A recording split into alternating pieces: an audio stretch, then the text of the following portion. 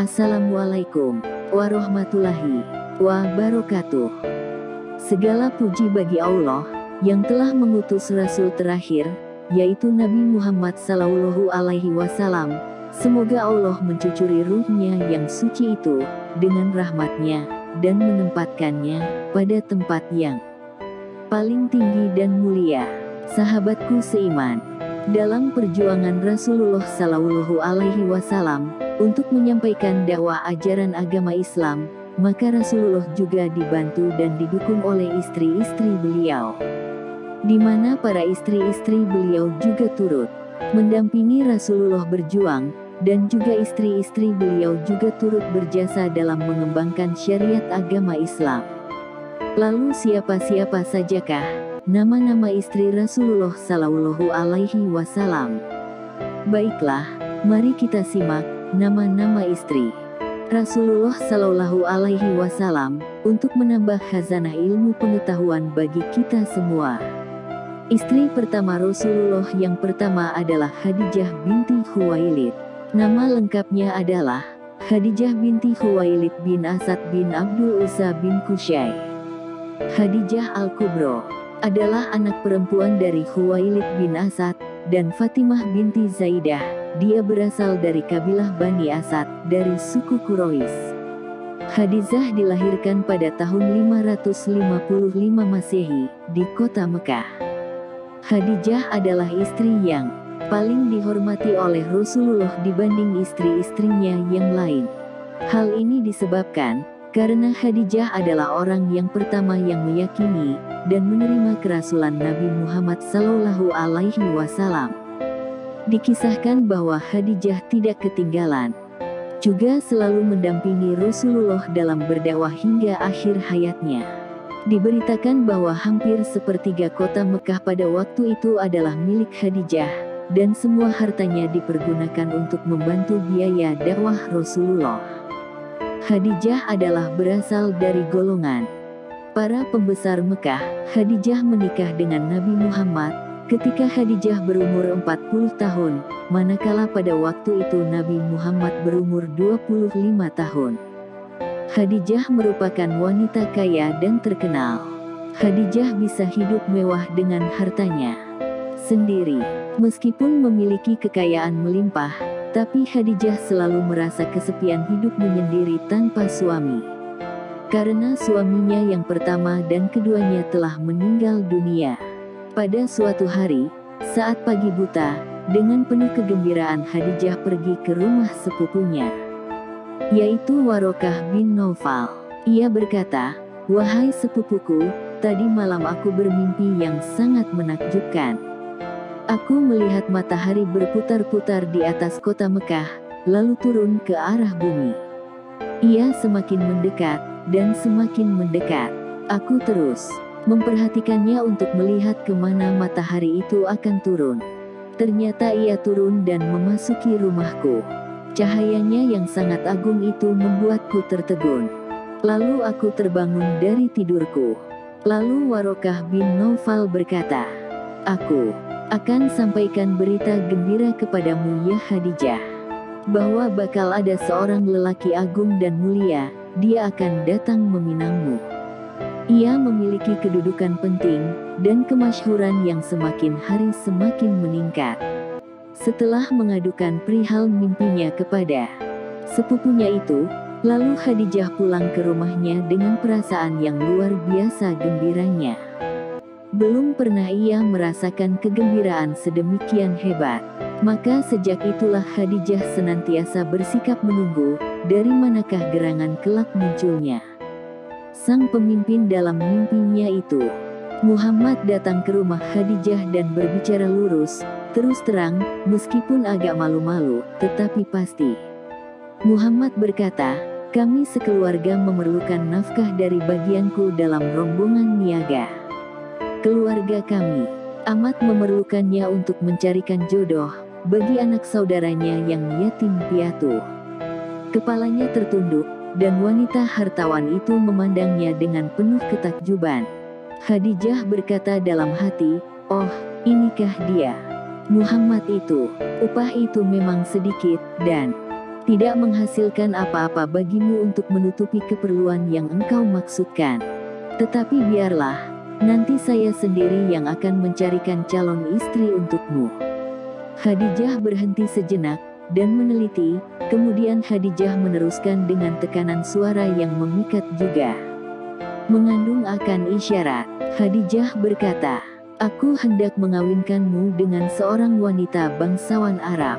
Orangnya baik, kaya raya, dia diinginkan oleh banyak raja-raja dan pembesar-pembesar Arab dan asing, tetapi semua ditolaknya. Kepadanyalah aku hendak membawamu." Sambil tertunduk lalu Khadijah melanjutkan ucapannya, "Tetapi sayang, wanita itu ada aibnya. Dia seorang janda, karena dahulu sudah pernah bersuami. Jika engkau mau, maka dia akan menjadi penghikmat dan akan mengabdi kepadamu." Muhammad tidak menjawab. Mereka sama-sama terdiam, sama-sama terpaku dalam pemikiran mereka masing-masing. Khadijah memerlukan jawaban dari Muhammad, sedangkan Muhammad tak tahu apa yang mau dijawab. Khadijah pun tak dapat mengetahui apa yang terpendam di hati pemuda Bani Hashim itu. Pemuda yang terkenal dengan gelaran Al-Amin, yang berarti pemuda yang jujur. Pemuda Al-Amin itu pun mungkin belum mengetahui siapa kira-kira calon yang dimaksud oleh Khadijah. Lalu Muhammad pun minta izin untuk pulang, tanpa sesuatu keputusan yang ditinggalkan. Sesampainya di rumah, lalu Muhammad menceritakan semua itu kepada pamannya. Pemuda Al-Amin berkata, "Aku merasa amat tersinggung oleh kata-kata Khadijah. Seolah-olah dia memandang enteng dengan apa-apa yang telah aku katakan tadi." Ia mengulangi apa yang dikatakan oleh perempuan kaya itu. Atikah juga marah mendengar berita itu. Atikah adalah seorang perempuan yang cepat naik darah, kalau ada pihak yang dinilainya menyinggung kehormatan keluarga Bani Hashim. Dia berkata, "Muhammad, kalau benar Khadijah berkata demikian, biar aku akan mendatanginya." Lalu Atikah pergi ke rumah Khadijah, dan ketika Atikah tiba di rumah Khadijah, dia terus menegurnya. Atikah berkata, "Khadijah, kalau kamu mempunyai harta kekayaan dan derajat kebangsawanan, maka kami pun memiliki kemuliaan dan kebangsawanan juga. Kenapa kamu menghina putraku, anak saudaraku Muhammad?" Khadijah terkejut mendengarnya. Khadijah tak menyangka bahwa kata-katanya itu akan dianggap suatu penghinaan. Lalu Khadijah berdiri, ia menyabarkan dan mendamaikan hati Atikah. Khadijah berkata, "Wahai Atikah, siapakah yang berani menghina keturunanmu dan sukumu wahai Atikah? Terus terang saja kukatakan kepadamu, bahwa yang kumaksudkan kepada Muhammad itu adalah aku sendiri. Kalau ia mau, maka aku bersedia menikah dengannya dan menjadi istrinya. Namun jika ia tidak mau, maka aku pun berjanji tak akan bersuami lagi hingga mati." Pernyataan jujur ikhlas dari Khadijah membuat Atikah terdiam. Lalu kedua wanita bangsawan itu sama-sama senang, dan suasana menjadi cerah, lalu percakapan mereka menjadi serius. Lalu Atikah berkata, "Tapi Khadijah, apakah niatmu itu sudah diketahui oleh sepupumu, Warakah bin Naufal?" tanya Atikah. Atikah meneruskan, "Kalau belum, cobalah meminta persetujuannya dahulu." Khadijah berkata, "Memang, ia belum tahu. Tetapi tolong katakanlah kepada saudaramu, Abu Talib, supaya dia mengadakan perjamuan yang sederhana. Jamuan minum, lalu undanglah sepupuku Warokah bin Naufal untuk hadir. Nanti pada saat itulah kita bicarakan musyawarah. Dan disitulah diadakan majelis lamaran." Khadijah berkata, "Dan ia mengatur siasat. Ia sangat yakin bahwa Warakah takkan keberatan, karena dialah yang menafsirkan mimpinya, bahwa dia akan bersuamikan seorang nabi akhir zaman." Lalu, Atikah pulang dengan perasaan tenang dan puas. Ia segera menyampaikan berita gembira itu kepada saudara-saudaranya, Abu Talib, Abu Lahab, Abbas dan Hamzah. Maka semuanya merasa riang, menyambut hasil pertemuan Atikah dengan Khadijah itu. Bagus sekali, kata Abu Talib, tapi kita harus bermusyawarah dengan Muhammad lebih dulu. Khadijah yang baik dan cantik itu, sebelum diajak bermusyawarah, maka terlebih dahulu, ia pun telah mengutus seorang perempuan bernama Nafisah. Utusan Khadijah itu datang untuk menjalin hubungan kekeluargaan. Dan utusan pribadi Khadijah itu bertanya. Nafisah berkata, "Ya Muhammad, kenapa engkau masih belum berpikir untuk mencari istri?" Muhammad menjawab, "Hasratku ada untuk menikah, akan tetapi, kesanggupanku belum ada." Lalu Nafisah berkata, "Bagaimana kalau seandainya ada yang hendak menyediakan nafkah, lalu engkau mendapat seorang istri yang baik, cantik, berharta, berbangsa dan sekufu pula denganmu, apakah engkau mau menerimanya?" Pemuda Al-Amin berkata, "Siapakah dia?" tanya Muhammad. Nafisah berkata, "Dia adalah Khadijah." Nafisah berterus terang, "Asalkan engkau bersedia, maka sempurnalah segalanya. Masalah urusannya serahkanlah kepadaku." Usaha Nafisah berhasil. Lalu ia meninggalkan Muhammad dan langsung menemui Khadijah. Nafisah menceritakan kepada Khadijah tentang kesediaan Muhammad. Maka, setelah Muhammad menerima pemberitahuan dari saudara-saudaranya tentang hasil pertemuan dengan Khadijah, maka Muhammad pun tidak keberatan mendapatkan istri seorang janda yang usianya 15 tahun lebih tua daripadanya. Betapa tidak setuju, apakah yang kurang pada Khadijah? Ia seorang wanita bangsawan, berparas cantik, hartawan, lagi budiman. Maka dilangsungkanlah pernikahan antara Muhammad dengan Khadijah. Acara pertandingan mereka berlangsung pada hari Jumat, yaitu 2 bulan sesudah kembali dari perjalanan niaga ke negeri Syam. Adapun yang bertindak menjadi wali Khadijah ialah pamannya bernama Amir bin Asad. Warakah bin Naufal membacakan khutbah pernikahan dengan fasih sebagai berikut. Alhamdulillah, segala puji bagi Allah yang menciptakan kita keturunan Nabi Ibrahim, benih Nabi Ismail, anak cucu Ma'at, dari keturunan Mudar. Begitupun kita memuji Allah yang menjadikan kita penjaga rumahnya, pengawal tanah haramnya yang aman sejahtera, dan menjadikan kita hakim terhadap sesama manusia.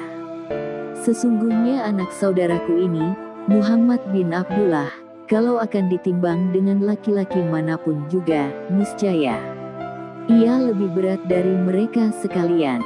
Walaupun ia tidak berharta, namun harta benda itu adalah bayang-bayang yang akan hilang dan sesuatu yang akan cepat perginya. Akan tetapi Muhammad, tuan-tuan sudah mengenalinya siapa dia. Dia telah melamar Khadijah binti Khuwailid. Dia akan memberikan mas kawin 500 dirham, yang akan segera dibayarnya dengan tunai dari hartaku sendiri. Penyambutan untuk memeriahkan majelis pernikahan itu sangat meriah di rumah mempelai perempuan. Puluhan anak-anak, lelaki dan perempuan berdiri berbaris di pintu sebelah kanan, di sepanjang lorong yang dilalui oleh mempelai lelaki, mengucapkan salam, marhaban, kepada mempelai dan menghamburkan harum-haruman kepada para tamu dan pengiring. Setelah selesai upacara itu, dan semua tamu-tamu bubar, maka Khadijah membuka isi hatinya kepada suaminya itu, dengan ucapan, "Hai Al-Amin, bergembiralah. Semua harta kekayaanku, baik yang bergerak maupun yang tidak bergerak, yang terdiri dari bangunan-bangunan, rumah-rumah, barang-barang dagangan, hamba-hamba sahaya, sekarang adalah semua menjadi milikmu. Engkau bebas membelanjakannya ke jalan mana saja yang engkau ridhoi." Itulah sebagaimana firman Allah Subhanahu wa Ta'ala yang bermaksud, "Dan Dia Allah mendapatimu sebagai seorang yang kekurangan, lalu Dia memberikan kekayaan." Quran Surat Ad-Duha ayat 8. Alangkah bahagianya kedua pasangan mulia itu, hidup sebagai suami istri yang sekufu, sehaluan, serasi dan secita-cita. Diriwayatkan dalam hadits sahih dari Abu Hurairah, dia berkata, malaikat Jibril datang kepada Nabi, lalu berkata, "Wahai Rasulullah, ini Khadijah telah datang membawa sebuah wadah berisi kuah, makanan atau minuman. Apabila dia datang kepadamu, sampaikan kepadanya salam dari Tuhannya, dan beritahukan kepadanya tentang sebuah rumah di surga, yang terbuat dari mutiara, yang tiada suara ribut di dalamnya dan tiada kepayahan." Dalam banyak kegiatan peribadatan Nabi Muhammad, Khadijah pasti bersama dan membantunya, seperti menyediakan air untuk mengambil wudhu. Nabi Muhammad menyebut keistimewaan terpenting Khadijah dalam salah satu sabdanya. Di saat semua orang mengusir dan menjauhiku, ia beriman kepadaku. Ketika semua orang mendustakan aku, ia meyakini kejujuranku. Sewaktu semua orang menyisihkanku, ia menyerahkan seluruh harta kekayaannya kepadaku.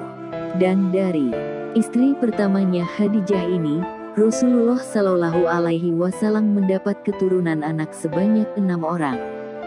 2 orang laki-laki dan 4 orang wanita. Anak laki-laki yakni Qasim, Abdullah, dan anak perempuan yaitu Ruqayyah, Ummu Kulsum, Zainab, dan Fatimah. Khadijah telah mendampingi hidup bersama-sama Rasulullah Shallallahu Alaihi Wasallam selama 24 tahun. Suka dan duka mereka lalui bersama.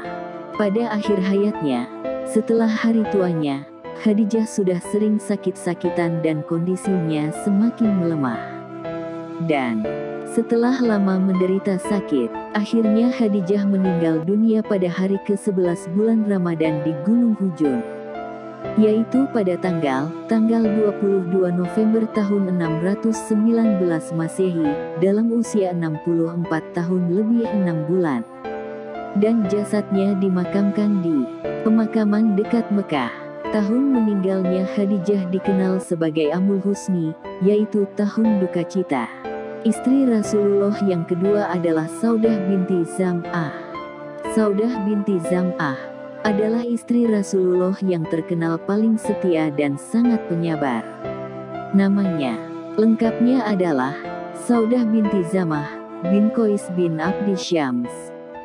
Saudah merupakan deretan wanita para sahabiah, yaitu sahabat Nabi Muhammad dari kalangan wanita yang imannya kuat. Demi mempertahankan imannya, Saudah rela berhijrah dari kampung halamannya bersama-sama wanita yang telah beriman pada saat itu.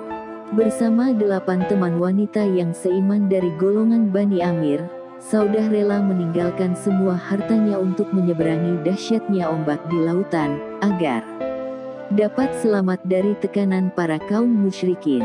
Setelah berada di tempat hijrahnya yaitu di daerah Habsyi, ternyata penderitaan dan tantangan tidak juga berakhir. Penderitaan itu tetap selalu bersamanya. Saudah selalu saja mendapatkan cacian, siksaan, dan intimidasi, karena dia menolak ajakan kesyirikan dari warga pribumi.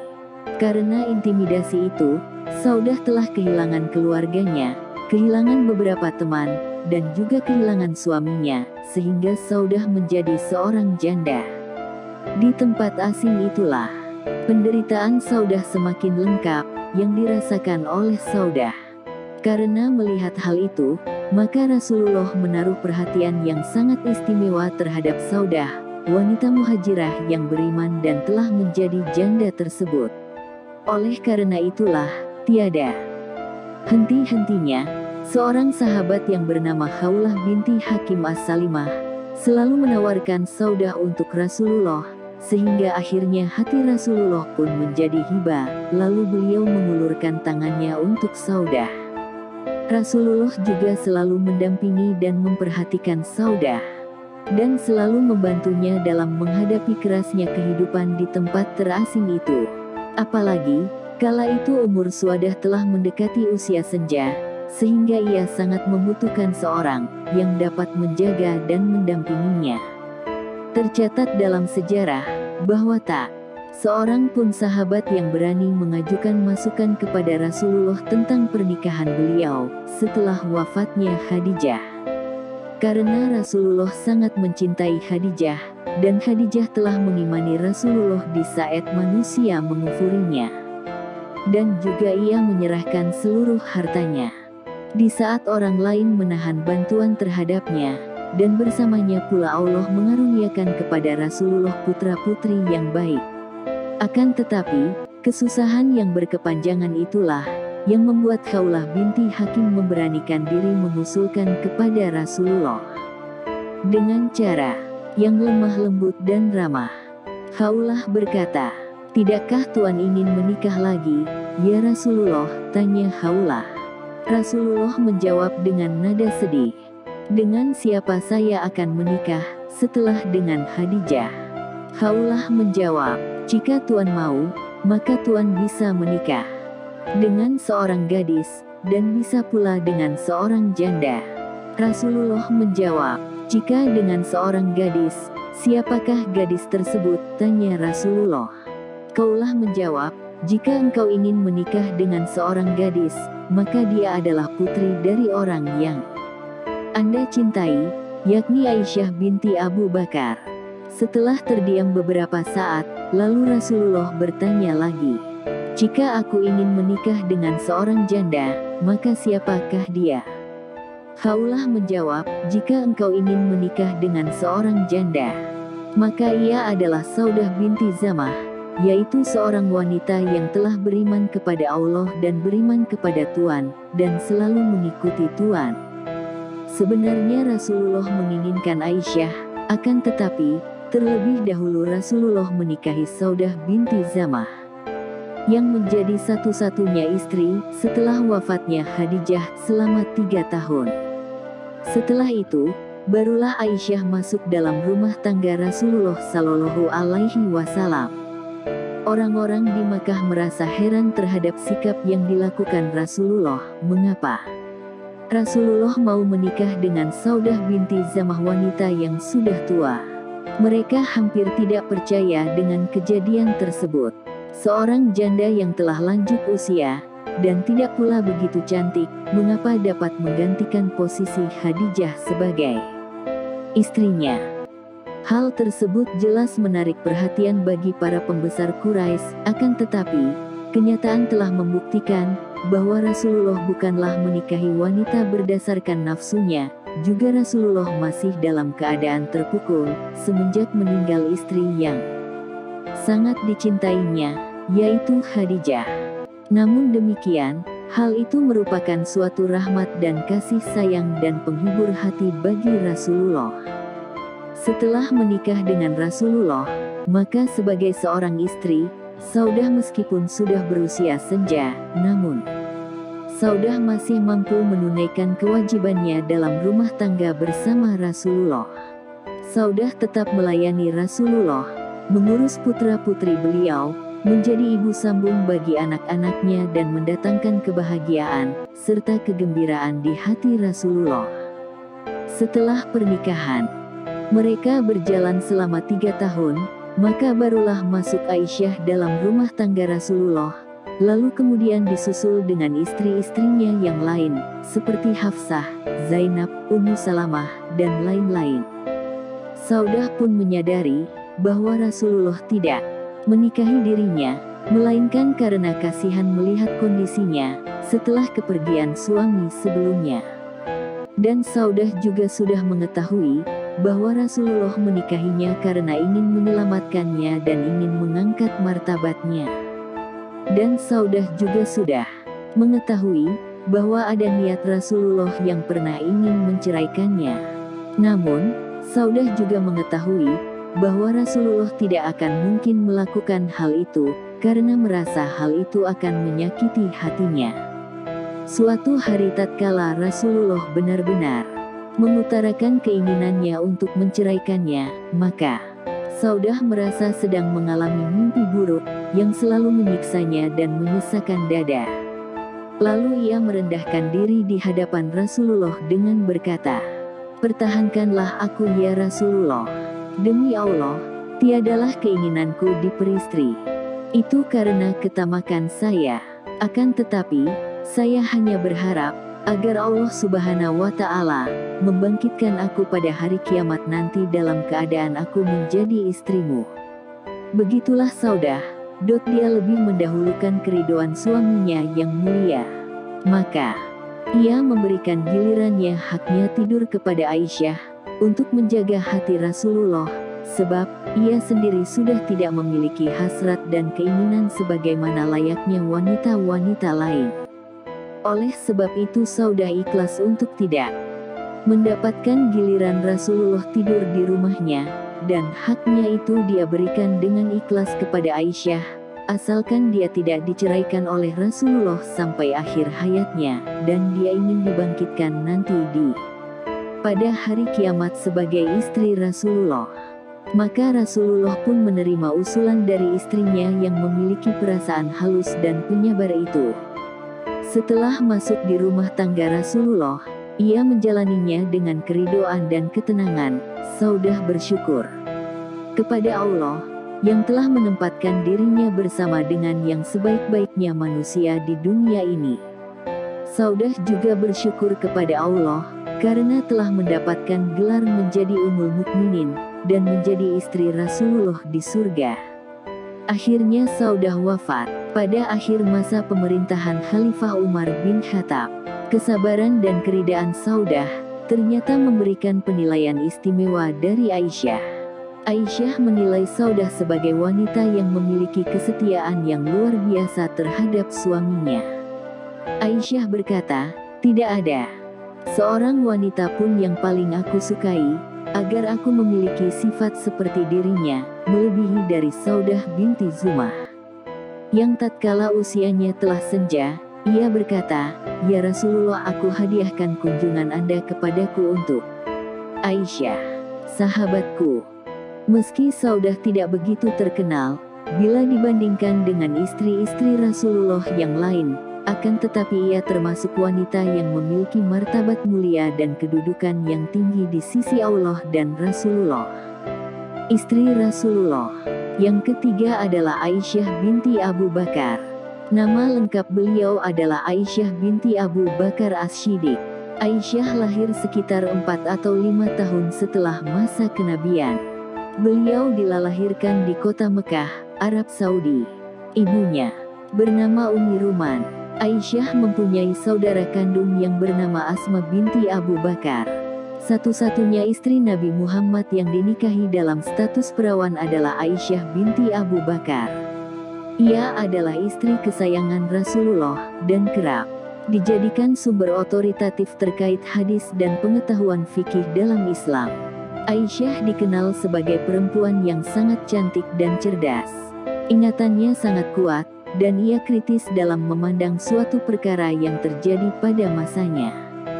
Sampai ia meninggal, Aisyah menyumbang riwayat sebanyak 242 hadis sebagai warisan pengetahuan Islam.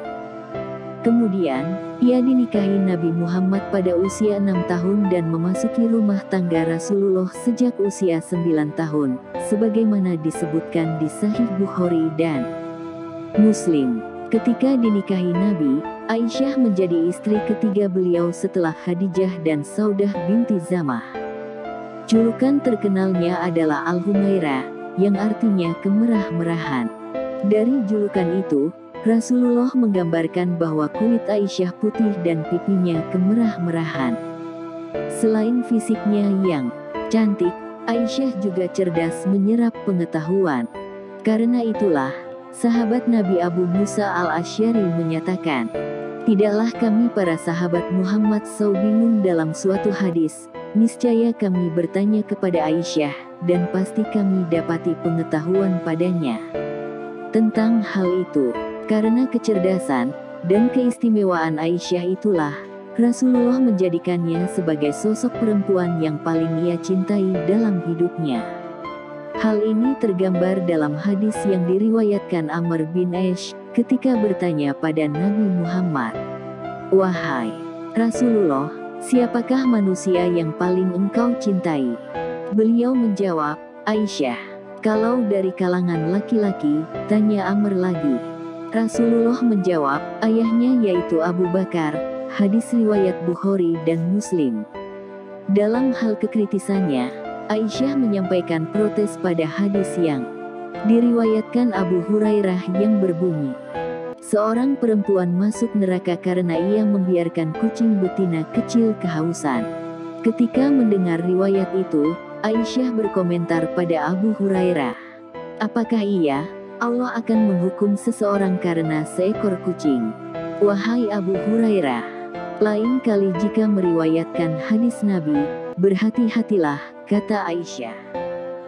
Sebagaimana dikutip dari buku Women in Islam, An Historical and Theological Enquiry, 1991, yang ditulis Fatima Mernisi.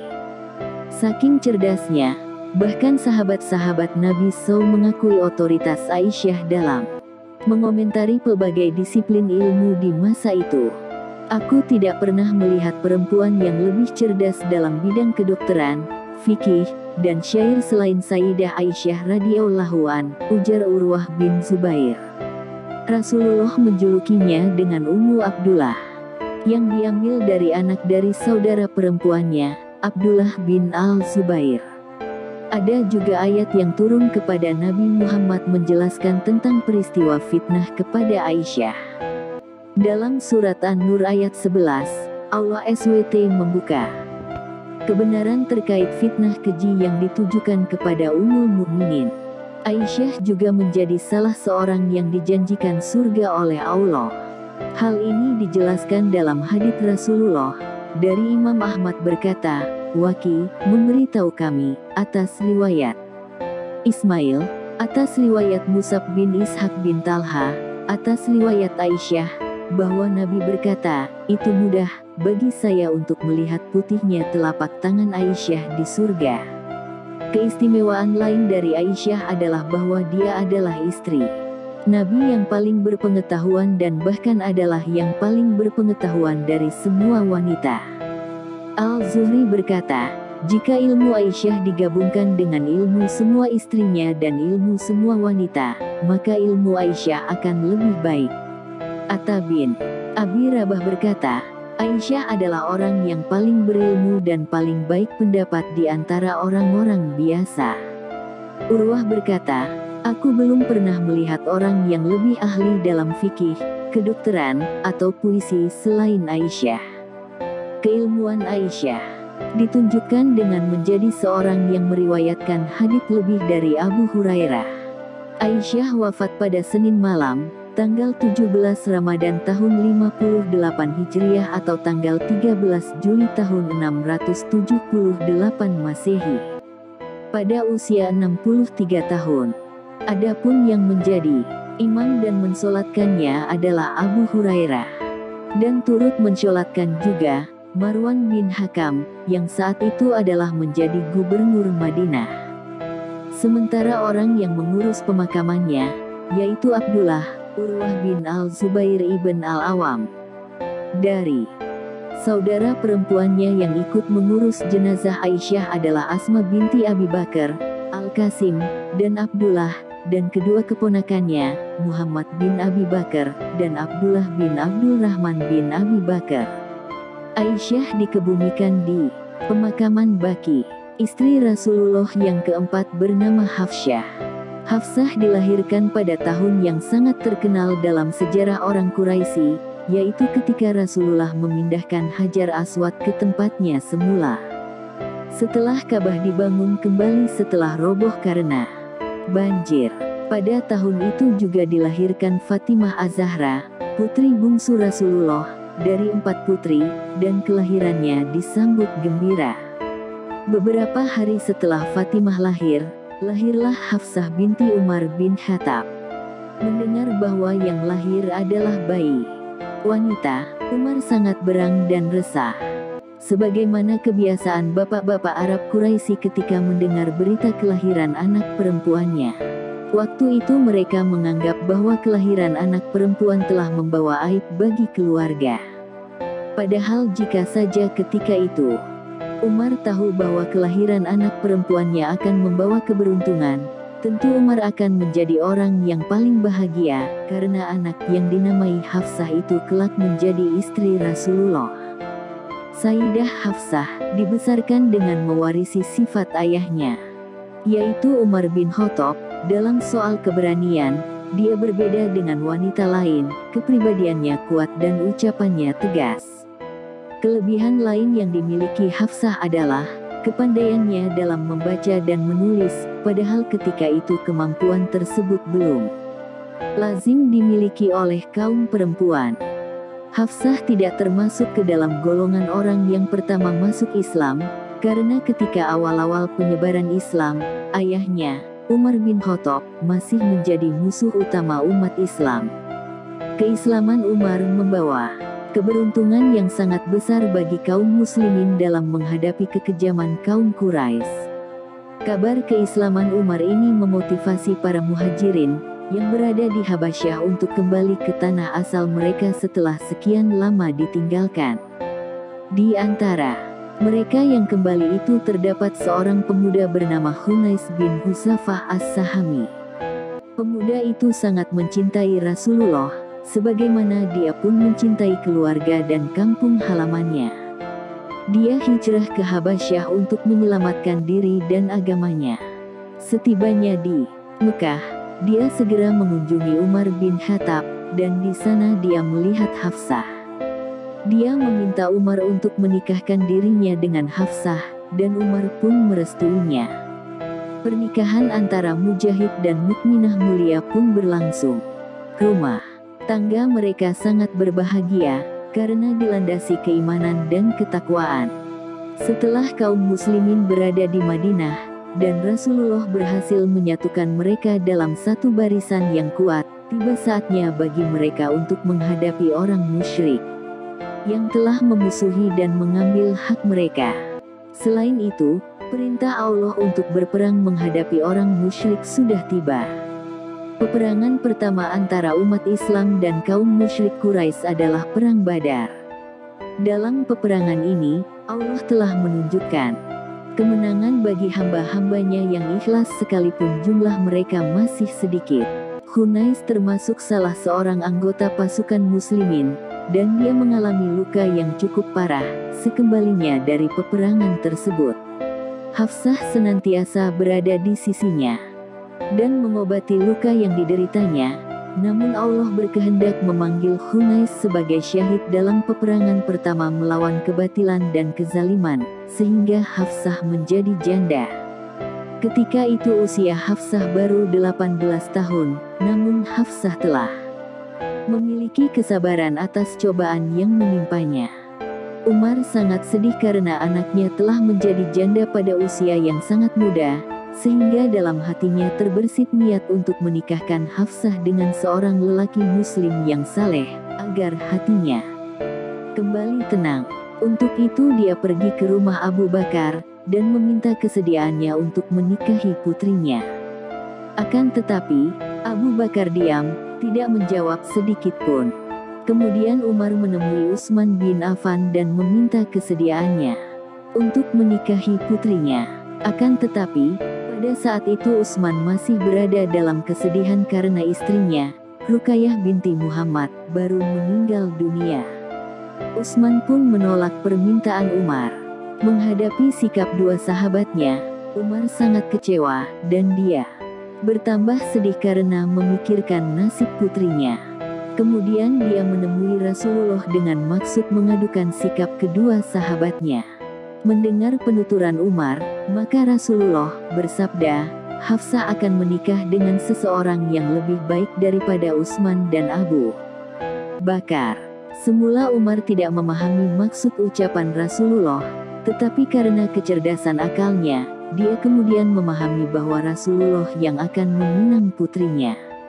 Umar merasa sangat terhormat mendengar niat Rasulullah untuk menikahi putrinya, dan kegembiraan tampak pada wajahnya.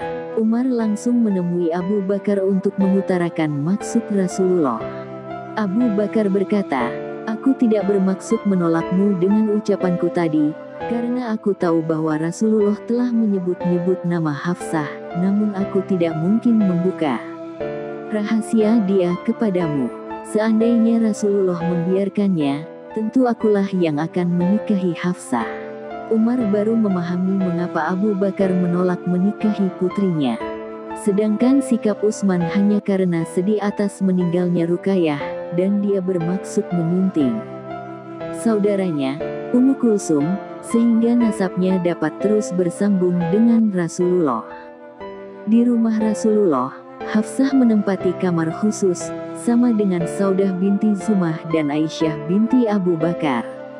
Secara manusiawi, Aisyah sangat cemburu kepada Hafsah, karena mereka sebaya. Lain halnya Saudah binti Zumah yang menganggap Hafsah sebagai wanita mulia putri Umar bin Khattab, sahabat Rasulullah yang terhormat.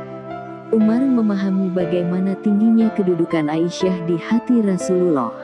Dia pun mengetahui bahwa orang yang menyebabkan kemarahan Aisyah sama halnya dengan menyebabkan kemarahan Rasulullah, dan yang ridho terhadap Aisyah berarti ridho terhadap Rasulullah. Karena itu, Umar berpesan kepada putrinya itu, agar berusaha dekat dengan Aisyah dan mencintainya. Selain itu, Umar meminta agar Hafsah menjaga tindak tanduknya, sehingga di antara mereka berdua tidak terjadi perselisihan. Akan tetapi, memang sangat manusiawi jika di antara mereka masih saja terjadi kesalahpahaman yang bersumber dari rasa cemburu.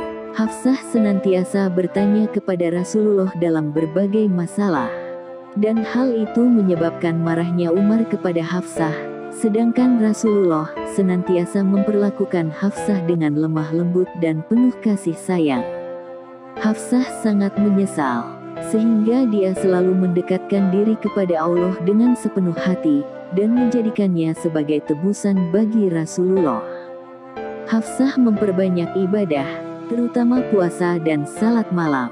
Kebiasaan itu berlanjut hingga setelah Rasulullah wafat. Bahkan Hafsah merasa sangat kehilangan ketika ayahnya meninggal di tangan Abu Lu'lu'ah.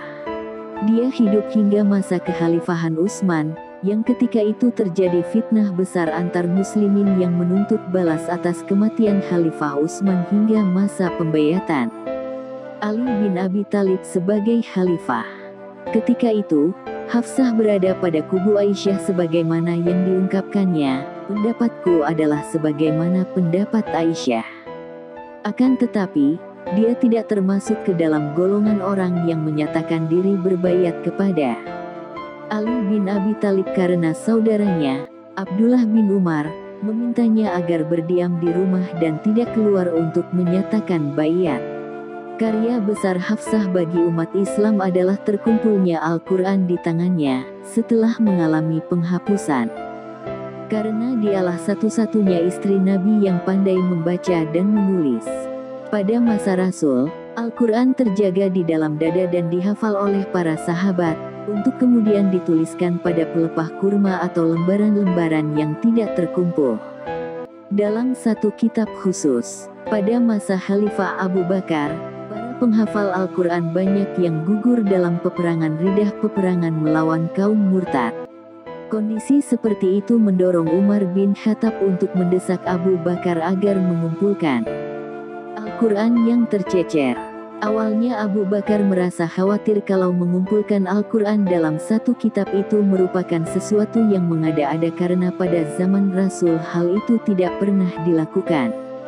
Akan tetapi, atas desakan Umar, Abu Bakar akhirnya memerintahkan kepada Hafsah untuk mengumpulkan Al-Quran, sekaligus menyimpan dan memeliharanya. Mushaf asli Al-Quran itu berada di rumah Hafsah hingga dia meninggal. Tentang wafatnya Hafsah, sebagian riwayat mengatakan bahwa Sayyidah Hafsah wafat pada tahun ke-47. Pada masa pemerintahan Muawiyah bin Abu Sufyan, Hafsah dikuburkan di Baqi, bersebelahan dengan kuburan istri-istri Nabi yang lain. Istri Nabi yang kelima adalah Zainab binti Khuzaimah.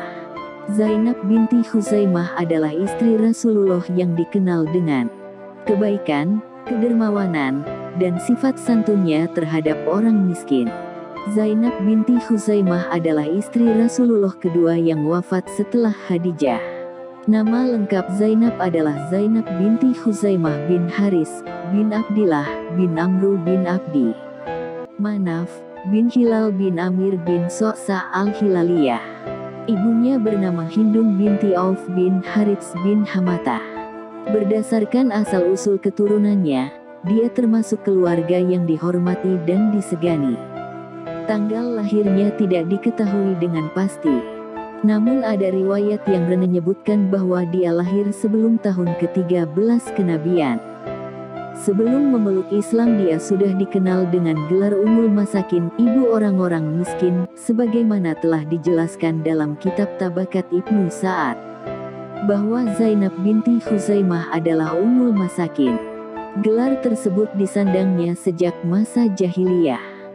At-Tabari dalam kitab As-Samtus Samin fi Manaqibi Ummahatil Mu'minin pun menerangkan bahwa Rasulullah menikahinya sebelum dia menikah dengan Maimunah binti Al-Harits, dan ketika itu dia sudah dikenal dengan sebutan Ummul Masakin sejak zaman jahiliyah. Berdasarkan hal itu dapat disimpulkan bahwa Zainab binti Khuzaimah terkenal dengan sifat murah hatinya, kedermawanannya, dan sifat santunnya terhadap orang-orang miskin, yang dia utamakan daripada kepada dirinya sendiri. Sifat tersebut sudah tertanam dalam dirinya sejak memeluk Islam walaupun pada saat itu dia belum mengetahui bahwa orang-orang yang baik, penyantun, dan penderma akan memperoleh pahala di sisi Allah. Zainab binti Khuzaimah termasuk kelompok orang yang pertama-tama masuk Islam dari kalangan wanita. Yang mendorongnya masuk Islam adalah akal dan pikirannya yang baik, menolak syirik dan penyembahan berhala, dan selalu menjauhkan diri dari perbuatan jahiliyah. Para perawi berbeda pendapat tentang nama-nama suami pertama dan kedua sebelum dia menikah dengan Rasulullah. Sebagian perawi mengatakan bahwa suami pertama Zainab adalah Tufail bin Harits bin Abdul Muthalib, yang kemudian menceraikannya. Dia menikah lagi dengan Ubaidah bin Harits, namun dia terbunuh pada perang Uhud. Sebagian perawi mengatakan bahwa suami keduanya adalah Abdullah bin Jahsi. Sebenarnya masih banyak perawi yang mengemukakan pendapat yang berbeda-beda. Akan tetapi, dari berbagai pendapat itu, pendapat yang paling kuat adalah riwayat yang mengatakan bahwa suami pertamanya adalah Tufail bin Harits bin Abdul Muthalib. Karena Zainab tidak dapat melahirkan, mandul Tufail menceraikannya ketika mereka hijrah ke Madinah. Untuk memuliakan Zainab, Ubaidah bin Harits, saudara laki-laki Tufail, menikahi Zainab. Sebagaimana kita ketahui, Ubaidah bin Harits adalah salah seorang prajurit penunggang kuda yang paling perkasa setelah Hamzah bin Abdul Muthalib dan Ali bin Abi Thalib. Mereka bertiga ikut melawan orang-orang Quraisy dalam perang Badar, dan akhirnya Ubaidah mati syahid dalam perang tersebut. Setelah Ubaidah wafat, tidak ada riwayat yang menjelaskan tentang kehidupannya hingga Rasulullah menikahinya. Rasulullah menikahi Zainab karena dia ingin melindungi dan meringankan beban kehidupan yang dialaminya. Hati Rasulullah menjadi luluh melihat Zainab hidup menjanda, sementara sejak kecil dia sudah dikenal lemah lembut terhadap orang-orang miskin. Sebagai Rasul yang membawa rahmat bagi alam semesta, Rasulullah rela mendahulukan kepentingan kaum muslimin, termasuk kepentingan Zainab. Rasa senantiasa memohon kepada Allah agar hidup miskin dan mati dalam keadaan miskin dan dikumpulkan di padang mahsyar bersama orang-orang miskin. Meskipun Nabi mengingkari beberapa nama atau julukan yang dikenal pada zaman jahiliyah, tetapi beliau tidak mengingkari julukan Ummul Masakin yang disandang oleh Zainab binti Khuzaimah. Selain dikenal sebagai wanita yang belas kasih, Zainab juga dikenal sebagai istri Rasulullah yang senang meringankan beban saudara-saudaranya. Sebagaimana diriwayatkan oleh Atta bin Yasir yang mengisahkan bahwa Zainab mempunyai seorang budak hitam dari Habasyah. Ia sangat menyayangi budak itu, hingga budak dari Habasyah itu tidak diperlakukan layaknya seorang budak. Zainab malah memperlakukan layaknya seorang kerabat dekat. Dalam salah satu hadisnya, Rasulullah pernah menyatakan pujian kepada Ummul Mukminin Zainab binti Khuzaimah dengan sabdanya, "Ia benar-benar menjadi ibunda bagi orang-orang miskin, karena selalu memberikan makan dan bersedekah kepada mereka." Tidak diketahui dengan pasti masuknya Zainab binti Khuzaimah ke dalam rumah tangga Nabi apakah sebelum perang Uhud atau sesudahnya. Namun yang jelas, Rasulullah menikahinya karena kasih sayang terhadap umatnya, walaupun wajah Zainab tidak begitu cantik. Dan tidak seorang pun dari kalangan sahabat yang bersedia menikahinya. Tentang lamanya Zainab berada dalam kehidupan rumah tangga Rasulullah pun banyak terdapat perbedaan. Salah satu pendapat mengatakan bahwa Zainab memasuki rumah tangga Rasulullah selama 3 bulan, dan pendapat lain 8 bulan. Akan tetapi, yang pasti, prosesnya sangat singkat karena Zainab meninggal semasa Rasulullah hidup. Di dalam kitab sirah pun tidak dijelaskan penyebab kematiannya. Zainab meninggal pada usia relatif muda, kurang dari 30 tahun, yaitu pada tahun kedua Hijriyah atau tahun 626 Masehi. Untuk memuliakan dan mengagungkannya, Rasulullah mengurus jenazah Zainab dengan tangannya sendiri. Istri Nabi yang keenam adalah Hindun binti Huzaifah. Nama lengkapnya adalah Hindun binti Hujaifah Abu Umayyah bin Mughirah bin Abdullah bin Amr bin Mahzum, dari Bani Mahzum. Ayahnya adalah putra dari salah seorang Quraisy yang diperhitungkan, disegani, dan terkenal dengan kedermawanannya. Ayahnya dijuluki sebagai Sat ar-Rakbi, yakni seorang pengembara yang berbekal. Dijuluki demikian karena apabila dia melakukan safar perjalanan, ia tidak pernah lupa mengajak teman dan juga membawa bekal, bahkan ia mencukupi bekal milik temannya. Adapun ibunya, bernama Atikah binti Amir bin Rabi'ah al-Kinaniyah dari Bani Faras yang terhormat. Di kemudian hari, Hindun binti Abu Umayyah dikenal dengan Ummu Salamah. Di samping memiliki nasab yang terhormat ini, ia juga seorang wanita yang berparas, cantik, berkedudukan dan seorang wanita yang cerdas. Pada mulanya Hindun menikah dengan Abu Salamah Abdullah bin Abdil Asad al-Mahsumi, seorang sahabat yang agung dengan mengikuti 2 kali hijrah. Baginya, Ummu Salamah adalah sebaik-baik istri baik, dari segi kesetiaan, ketaatan dan dalam menunaikan hak-hak suaminya. Dia senantiasa mendampingi suaminya dan bersama-sama memikul beban ujian dan kerasnya siksaan orang-orang Quraisy. Ummu Salamah dan suaminya hijrah ke Habasyah untuk menyelamatkan agamanya dengan meninggalkan harta, keluarga, serta kampung halaman, dan membuang rasa ketundukan kepada orang-orang zalim dan kaum kafir. Di Habasyah inilah Ummu Salamah melahirkan Zainab, kemudian Salamah, Durah, dan Umar. Suaminya Abu Salamah meninggal tak lama setelah Perang Uhud. Ketika menjelang ajal, Rasulullah memejamkan kedua mata Abu Salamah dengan kedua tangannya seraya berdoa, "Ya Allah, ampunilah Abu Salamah, tinggikanlah derajatnya dalam golongan al-muqarrabin dan gantikanlah dia dengan kesudahan yang baik pada masa yang telah lampau dan ampunilah kami dan dia." Ummu Salamah menghadapi ujian tersebut dengan hati yang dipenuhi dengan keimanan, dan jiwa yang diisi dengan kesabaran. Beliau pasrah dengan ketetapan Allah dan qadarnya. Sepeninggal Abu Salamah yang telah diakui memiliki kesalehan dan kedudukan istimewa di tengah kaum muslimin, Ummu Salamah kerap menolak pinangan dari para sahabat Rasulullah yang datang dengan maksud untuk menikahinya. Dan tatkala masa idahnya telah berakhir, Abu Bakar mengirim seseorang untuk meminang dirinya, namun dia tidak berkenan menikah dengan Abu Bakar. Kemudian Rasulullah mengirimkan Umar bin Al-Khattab untuk meminangnya agar menikah dengan Rasulullah. Ummu Salamah berkata, "Selamat datang, katakan kepada Rasulullah bahwa aku adalah seorang wanita yang pencemburu, dan aku mempunyai anak kecil. Aku juga tidak mempunyai wali yang menyaksikan.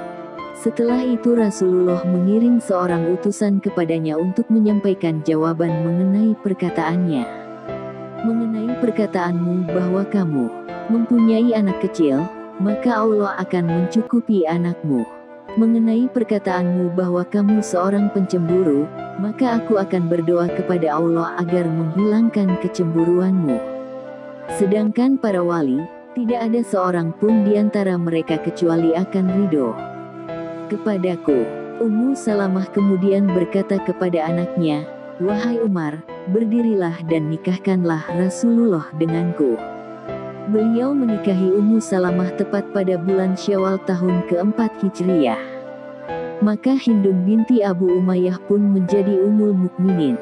Rasulullah memberinya kasur empuk yang terbuat dari serabut, sejumlah uang, mangkuk dan alat penggiling. Rasulullah juga memuliakannya dengan biasa mengunjunginya pertama kali sehabis menunaikan sholat Asyar, sebelum mengunjungi istri-istrinya yang lain. Pada tahun kedua Hijriyah setelah terjadinya Perang Badar di bulan Syawal, ketika Rasulullah menikahi Ummu Salamah, Aisyah merasa sedih karena banyak orang yang menyebut kecantikannya. Ketika Aisyah melihat sendiri, dia berkata, "Demi Allah, sungguh dia lebih dari yang diceritakan padaku. Kubayangkan dalam hal kebaikan dan kecantikannya." Ummu Salamah adalah seorang wanita yang cerdas dan matang, dalam memahami persoalan dengan pemahaman yang baik dan dapat mengambil keputusan dengan tepat pula. Hal itu ditunjukkan pada peristiwa Hudaybiyah. Manakala ketika Rasulullah memerintahkan para sahabatnya untuk menyembelih kurban selepas terjadinya perjanjian dengan pihak Quraisy. Setelah masalah tersebut telah selesai, beliau berkata para sahabatnya, "Berdirilah kalian, lakukan penyembelihan dan potonglah." Namun tidak seorang pun yang berdiri. Padahal Nabi telah mengulangnya hingga 3 kali. Para sahabat tidak mengerjakannya karena sifat manusiawi mereka yang merasa kecewa dengan hasil perjanjian Hudaybiyah yang banyak merugikan kaum muslimin. Rasulullah kemudian menemui Ummu Salamah dalam keadaan sedih dan kecewa. Beliau ceritakan kepadanya perihal kaum muslimin yang tidak mau mengerjakan perintahnya. Ummu Salamah berkata, "Wahai Rasulullah, apakah Anda menginginkan hal itu? Jika demikian, maka silakan Anda keluar dan jangan berkata sepatah kata pun dengan mereka, sehingga Anda menyembelih unta Anda. Kemudian panggillah tukang cukur Anda untuk mencukur rambut Anda tahalul." Rasulullah menerima usulan Ummu Salamah. Maka beliau berdiri dan keluar tidak berkata sepatah kata pun hingga beliau menyembelih untanya. Kemudian beliau panggil tukang cukur beliau dan dicukurlah rambut beliau. Manakala para sahabat melihat apa yang dikerjakan oleh Rasulullah, maka mereka bangkit dan menyembelih kurban mereka, kemudian sebagian mereka mencukur sebagian yang lain secara bergantian. Ketika Ummu Salamah turut serta menyaksikan perang Khaybar, dan berkata pada beberapa wanita, "Semoga Allah juga mewajibkan pada kita kaum wanita berjihad sebagaimana yang telah diwajibkan bagi para pria. Sehingga kita juga mempunyai kesempatan untuk mendapat pahala seperti yang mereka dapatkan." Kemudian turunlah ayat, "Dan janganlah kamu iri hati terhadap apa yang dikaruniakan Allah kepada sebahagian kamu, lebih banyak dari sebahagian yang lain. Karena bagi orang laki-laki ada bahagian daripada apa yang mereka usahakan, dan bagi para wanita pun ada bahagian dari apa yang mereka usahakan, dan mohonlah kepada Allah sebagian dari karunia-Nya. Sesungguhnya Allah Maha mengetahui segala sesuatu." Quran Surat An-Nisa ayat 32.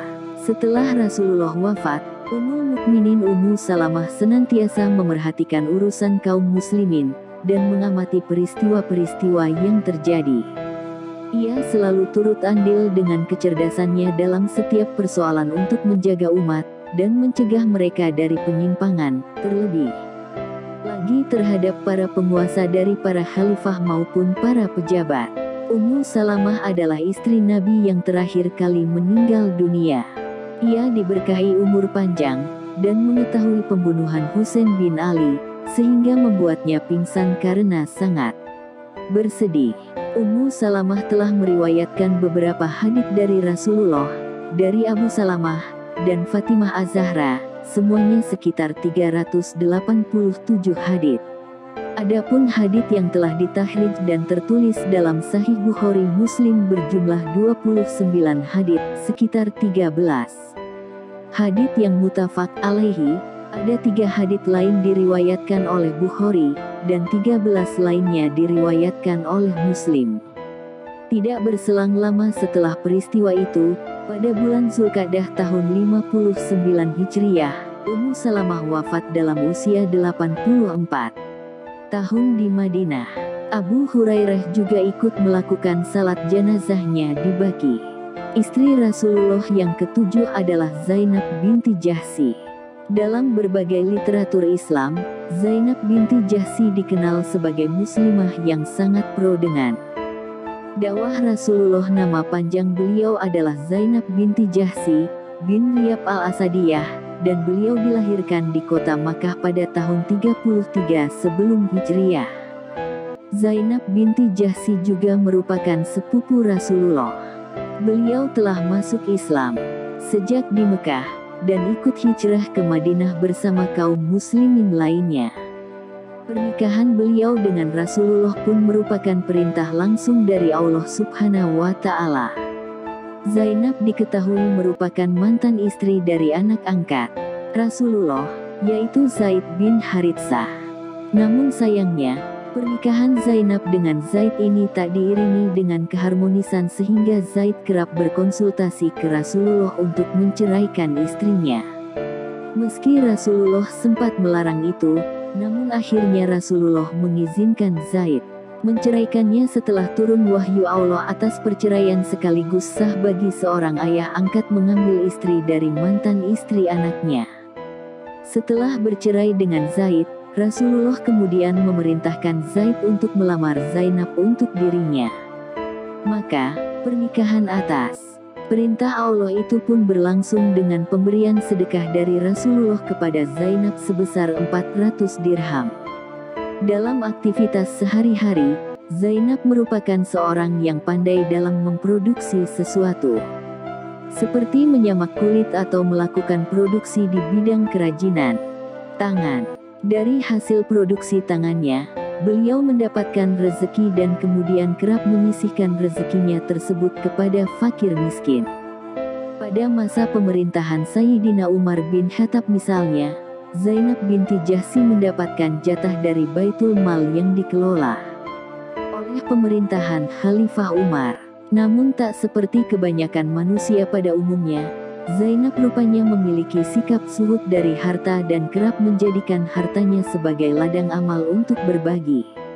Sikap dermawan dari Zainab ini juga kerap diceritakan oleh para kerabat dan perempuan yang ada di sekelilingnya. Barzah binti Rafi bercerita, ketika jatah pembagian harta keluar, Sayyidina Umar mengirimkan harta tersebut kepada Zainab binti Jahsy yang menjadi haknya. Namun, beliau justru mengira bahwa istri-istri Rasulullah yang lainlah yang berhak menerima harta tersebut. Namun demikian, para utusan Sayyidina Umar bin Khattab tetap memaksanya untuk mengambil harta yang merupakan haknya tersebut. Akhirnya, Zainab mengambil secarik kain dan mengantongi harta miliknya itu dan memberikannya kepada Barzah binti Rafi sekantung dirham.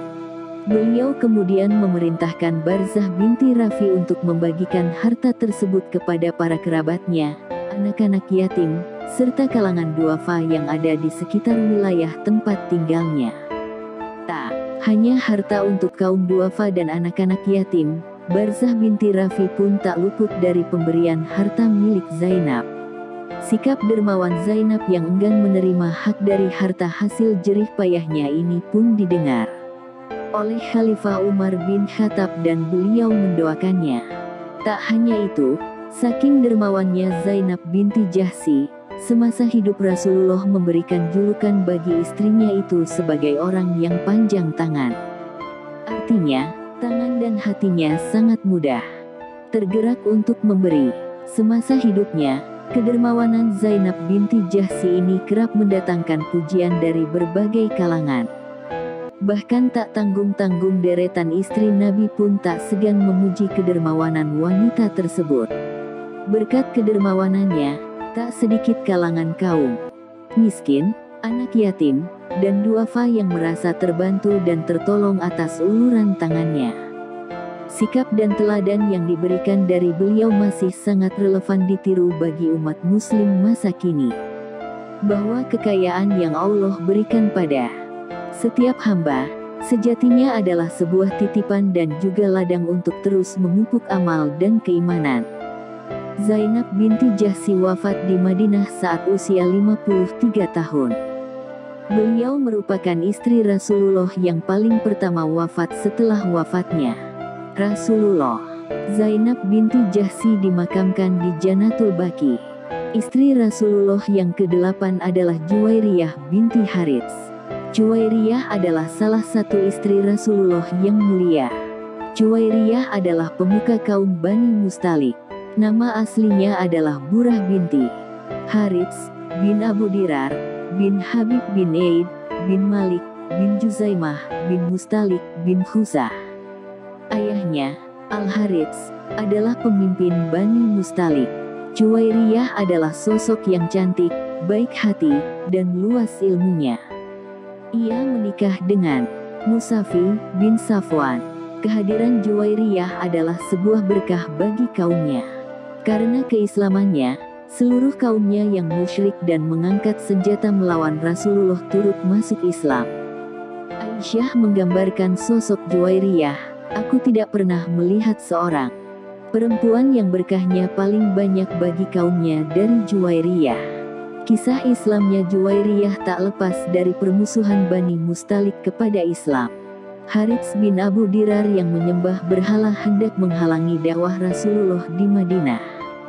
Mendengar Bani Mustalik siap mengangkat senjata, Rasulullah memerintahkan para sahabatnya untuk siap berjihad. Rasulullah menjadi panglima dalam perang Mustalak ini.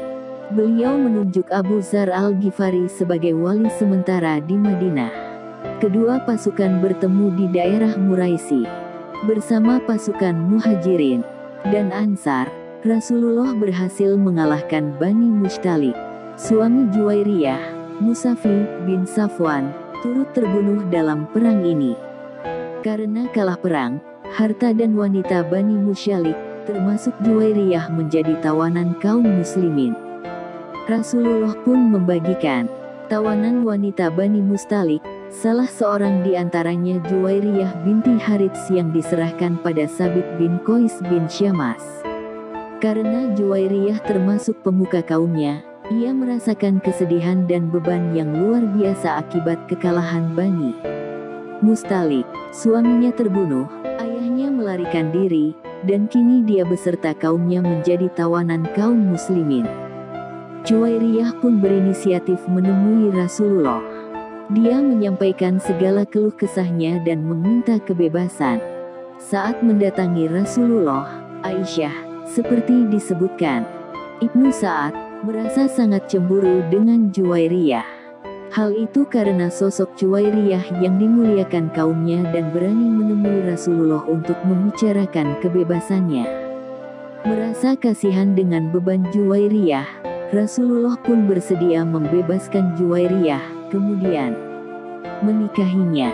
Berita tentang pernikahan Rasulullah dengan Juwairiyah pun tersebar di kalangan para sahabat. Para sahabat menilai, Bani Mustalik yang kini menjadi kerabat Rasulullah tidak pantas menjadi tawanan. Akhirnya, seluruh wanita dan kaum Bani Mustalik dibebaskan tanpa syarat. Setelah kebebasannya, Bani Mustalik yang ditawan kaum muslimin mengikrarkan keislamannya. Meski cemburu dengan sosok Juwairiyah, Aisyah menggambarkan betapa kehadiran Juwairiyah adalah berkah bagi kaumnya. Selain menel dapat kebebasan, mereka juga mendapat cahaya Islam berkat pernikahan Juwairiyah. Keislaman pemimpin Bani Mustalik, Harits bin Abu Dirar, terjadi setelah ia bermaksud menebus putrinya. Ia bermaksud menyerahkan unta-untanya kepada Rasulullah sebagai tebusan. Tapi, ia menyembunyikan 2 unta terbaiknya di Akik. Saat menemui Rasulullah, seperti diriwayatkan Ibnu Hisham, Harits ditanya tentang 2 untanya yang disimpan di Akik. Takjub dengan pemahaman Rasulullah karena tak seorang pun tahu dia menyimpan 2 untanya, Harits pun langsung mengikrarkan syahadat. Islamnya Harits juga diikuti Islamnya seluruh Bani Mustalik yang masih tersisa. Setelah itu, dilangsungkan pernikahan antara Rasulullah dan Juwairiyah dengan mahar 400 dirham. Setelah menjadi Ummahatul Mukminin, Juwairiyah banyak menghabiskan waktunya dengan ibadah dan mendekatkan diri kepada Allah. Nama Juwairiyah pun diberikan Rasulullah setelah mereka menikah. Juwairiyah dikenal dengan sahabiah yang ahli sholat. Juwairiyah wafat pada masa pemerintahan Muawiyah bin Abu Sufyan. Beliau wafat pada usia 60 tahun dan dikuburkan di Baqi, bersebelahan dengan makam istri Rasulullah lainnya. Istri Rasulullah yang ke-9 yaitu Ummu Habibah. Ummu Habibah bernama aslinya adalah Ramlah binti Abu Sufyan, Sakr bin Harb bin Umayyah bin Abdusi Syams bin Abdul Manaf Al-Umayyah. Beliau dilahirkan 25 tahun sebelum hijrah. Ibunya adalah Safiyah binti Abi Al-Ash bin Umayyah. Sang ibu merupakan bibi dari Khalifah Utsman bin Affan radhiyallahu anhu. Soal nama asli itu, memang ada beda pendapat di kalangan para ulama. Ada yang menyatakan nama asli Ummu Habibah adalah Hindun, namun yang menyatakan Ramlah jauh lebih masyhur. Ibnu Abdil Bar menyatakan bahwa yang masyhur, nama asli Ummu Habibah adalah Ramlah. Inilah yang menjadi pendapat yang dianggap sahih oleh jumhur ulama berdasarkan penelitian nasab, sejarah, dan hadis. Ummu Habibah adalah termasuk putri dari paman Nabi Shallallahu Alaihi Wasallam. Namun ada juga istri Nabi yang punya kedekatan nasab dengan beliau yaitu Sayyidah Zainab binti Jahsi dari jalur ibunya. Ibu Sayyidah Zainab adalah bibi Nabi saudari jalur bapaknya. Ummu Habibah adalah pemeluk Islam dari generasi pertama. Padahal beliau adalah putri dari tokoh besar Makkah dan pemimpinnya, Abu Sufyan bin Harb. Bapaknya, Abu Sufyan, sangat marah ketika mengetahui putrinya masuk Islam. Itu sebabnya, beliau berhijrah bersama sang suami. Mereka menempuh perjalanan yang sangat jauh dan melelahkan, yaitu menuju Afrika yaitu Habasyah. Beratnya hijrah Ummu Habibah semakin terasa lagi karena saat itu ia tengah mengandung.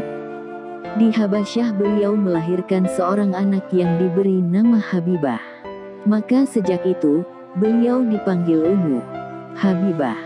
Saat di Habasyah itu, sang suami seringkali berdiskusi masalah agama dan ketuhanan dengan kaum Nasrani. Dalam perjalanannya, sang suami justru menjadi murtad dan kembali memeluk agama Nasrani. Tentu saja hal ini menjadi cobaan besar bagi Ummu Habibah. Ia berada di perantauan, negeri asing nun jauh dari sanak saudara. Jika ingin pulang ke kampung halaman di Makkah, maka ia pasti berada dalam ancaman karena ayahnya tidak menerima keislamannya. Beliau benar-benar sebatang kara setelah suaminya murtad, tapi ia tetap teguh dengan keislamannya. Di Habasyah, Ummu Habibah pernah bermimpi dengan mimpi yang aneh. Kemudian mimpi inilah yang menjadi nyata. Ia bercerita, dalam mimpiku kulihat suamiku, Ubaidullah bin Jahsi terlihat berpenampilan sangat buruk. Aku merasa takut, dan semenjak itu keadaannya suaminya pun berubah. Semenjak murtad kembali suaminya menjadi pecandu peminum arak sampai dia meninggal. Betapapun berat yang beliau rasakan, namun beliau tetap tegar. Ayahnya yang kufur, suaminya yang murtad, di masa-masa kesendiriannya namun tak menggoyahkan imannya. Pada suatu malam, Ummu Habibah kembali bermimpi. Namun mimpi kali ini adalah mimpi indah. Ada seorang yang datang kepadanya dan berkata, "Wahai Ummul Mukminin, aku terkejut dan kutakwil mimpi itu bahwasanya Rasulullah Shallallahu Alaihi Wasallam mempersuntingku. Maka setelah usai masa idahku, datanglah seorang utusan An-Najasyi di depan pintu, meminta izin untuk bertemu. Ternyata dia adalah budak perempuan milik namanya Abraha. Ia masuk ke rumahku dan berkata, 'Raja berpesan untukmu, sesungguhnya Rasulullah Shallallahu Alaihi Wasallam menulis surat padaku untuk menikahkanmu dengannya. Allah memberimu kabar gembira yang begitu baik,' sambung budak itu. 'Dan Raja berkata padamu, tunjuklah orang yang mau mewakilimu untuk menikahkanmu.' Maka Ummu Habibah mengirim Khalid bin Said bin Al-Ash. Ia mewakilkan dirinya dengan Khalid. Kemudian ia memberi hadiah kepada budaknya 2 gelang perak dan 2 perhiasan yang dikenakan di kaki. Dan juga cincin perak itu disematkan di jari kakinya. Hal itu sebagai bentuk syukur atas kabar gembira yang dibawa oleh budaknya itu. Saat tiba waktu sore, An-Najasyi memerintah Ja'far bin Abu Thalib untuk mengundang kaum muslimin menghadiri resepsi pernikahan ini. An-Najasyi berkhotbah, "Segala puji bagi Allah, Sang Maharaja, Maha Suci, Maha Pemberi Keselamatan, Maha Memberi Keamanan, Maha Menjaga, Maha Perkasa, dan Maha Kuat. Aku bersaksi tidak ada sesembahan yang benar kecuali Allah, dan Muhammad adalah hamba dan utusannya. Amma ba'du, sesungguhnya Rasulullah Shallallahu Alaihi Wasallam menulis surat kepadaku agar menikahkannya dengan Ummu Habibah binti Abu Sufyan. Aku pun memenuhi seruan Rasulullah Shallallahu Alaihi Wasallam, dan aku memberikan sebanyak 400 dinar. Kemudian aku serahkan dinar-dinar itu kepada sekelompok orang. Khalid bin Sa'ad sebagai wakil dari Ummu Habibah gantian berbicara. Segala puji bagi Allah. Aku memujinya, meminta kepadanya, dan memohon pertolongannya. Aku bersaksi tidak sesembahan yang benar kecuali Allah, tidak ada sekutu baginya. Dan aku bersaksi bahwa Muhammad adalah hamba dan utusannya. Dia mengutusnya dengan petunjuk dan agama yang benar, agar agama tersebut menang dibanding agama selainnya, walaupun hal itu membuat orang-orang musyrik benci. Amma ba'du, aku telah memenuhi seruan Rasulullah Shallallahu Alaihi Wasallam, dan kunikahkan beliau dengan Ummu Habibah binti Abu Sufyan. Semoga keberkahan dari Allah untuk Rasulullah Shallallahu Alaihi Wasallam." Lalu sejumlah dinar tadi diserahkan kepada Khalid bin Sa'ad. Lalu ia mendekapnya. Merasa acara walimah telah usai, para tamu mulai beranjak. Khalid berkata, "Duduklah. Sesungguhnya di antara sunnah para nabi apabila mereka menikah, mereka memberi hidangan makanan." Ia pun mengundang mereka makan. Hidangan disantap. Setelah itu baru mereka pulang. Ummu Habibah berkata, "Saat mas kawin tadi sampai di tanganku, kuserahkan ia kepada Abraha budakku yang telah memberi kabar gembira padaku. Namun ia menolak harta itu. Setiap aku memberinya, ia selalu mengembalikannya padaku. Ia berkata, Raja berpesan padaku agar tak menerima sedikit pun darimu. Dan akulah orang yang mengurusi pakaiannya dan wewangiannya. Sungguh aku telah mengikuti agama Muhammad Rasulullah Shallallahu Alaihi Wasallam. Dan aku telah berserah diri berislam kepada Allah Subhanahu wa Ta'ala." Abraha berkata, "Hajatku padamu hanyalah engkau menyampaikan salam dariku kepada Rasulullah Shallallahu Alaihi Wasallam. Sampaikan padanya bahwa aku telah mengikuti agamanya." Kata Ummu Habibah, Abraha senantiasa berbuat baik dan melayaninya. Setiap ia menjumpai Ummu Habibah, ia selalu mengingatkan, "Jangan lupa kau sampaikan keinginanku." Ummu Habibah berkata, "Saat aku berjumpa dengan Rasulullah Shallallahu Alaihi Wasallam, kuceritakan bagaimana proses lamaran dan segala perbuatan baik Abraha padaku. Beliau tersenyum dan Aku sampaikan salam darinya pada beliau." Nabi menjawab, "Waalaikumsalam warahmatullahi wabarakatuh." Untuknya juga keselamatan, rahmat, dan berkah dari Allah. Nabi Shallallahu Alaihi Wasallam menikahi Ummu Habibah pada tahun ke-7 Rasulullah menikahinya karena ingin memuliakannya dan meneguhkan agamanya. Jadi Ummu Habibah adalah wanita satu-satunya yang menikah dengan Rasulullah dari jarak jauh. Rasulullah berada di Madinah, sedangkan Ummu Habibah berada di Habasyah, Afrika. Dan Ummu Habibah wafat pada tahun 44 Hijriah. Istri Rasulullah yang ke-10 adalah Safiyah binti Huyai.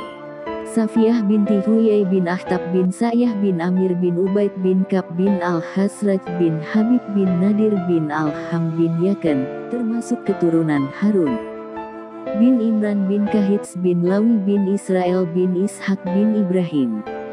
Ibunya bernama Barah binti Samawal dari Bani Quraizah. Safiyah dilahirkan 11 tahun sebelum hijrah, atau 2 tahun setelah masa kenabian Muhammad. Ketika dinikahi Rasulullah, ia belum genap berumur 17 tahun. Ia mendapatkan gelar Ummul Mukminin. Ayahnya adalah ketua suku Bani Nadir, salah satu Bani Israel yang bermukim di sekitar Madinah. Safiyah lahir di Madinah dan mempunyai seorang ayah bernama Huyai bin Akhtab, kepala suku Yahudi, Banu Nadir. Ibunya, Bara binti Samawal, berasal dari Banu Quraizah. Dia merupakan cucu dari Samawal bin Adiyah. Menurut sebuah sumber, dia menikah dengan Salam bin Miskam, yang mana kemudian keduanya bercerai. Ketika Banu Nadir diusir oleh Nabi Muhammad dari Madinah pada tahun 625, keluarganya pun bermukim di Khaybar, sebuah oasis dekat Madinah. Ayahnya dan saudara laki-lakinya pergi dari Khaybar untuk bergabung dengan pasukan Makkah dan Badui dalam perang menghadapi pasukan Nabi Muhammad di Madinah pada pertempuran Khandaq.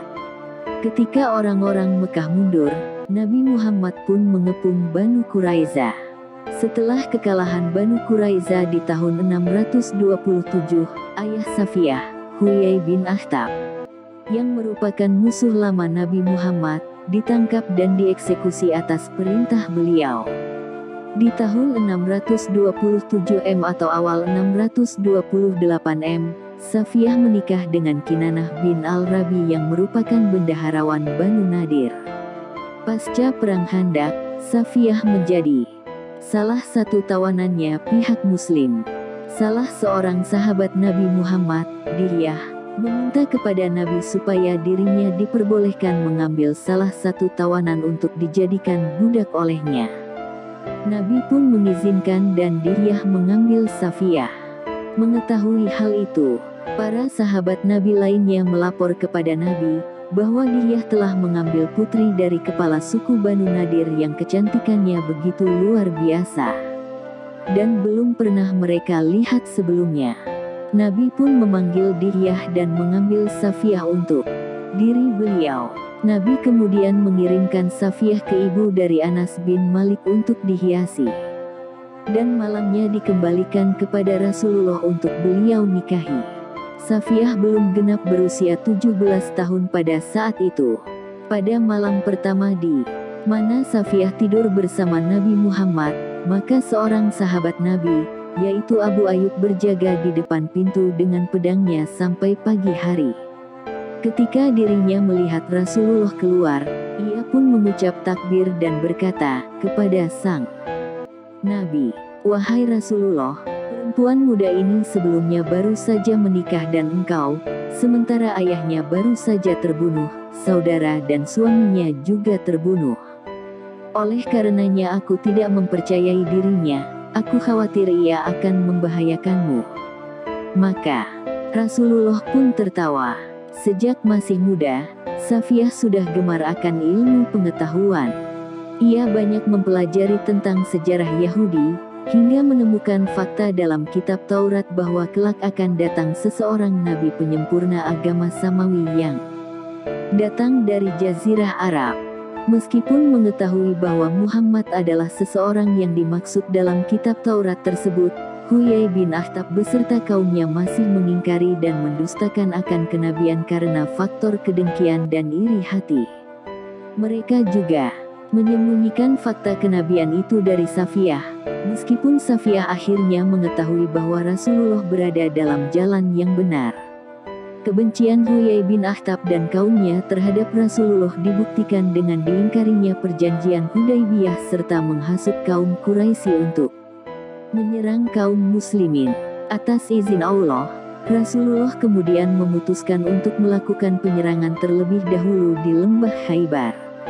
Peperangan yang memenangkan kaum muslimin ini kemudian banyak mengakibatkan laki-laki Yahudi yang mati terbunuh, termasuk Huyai dan saudaranya.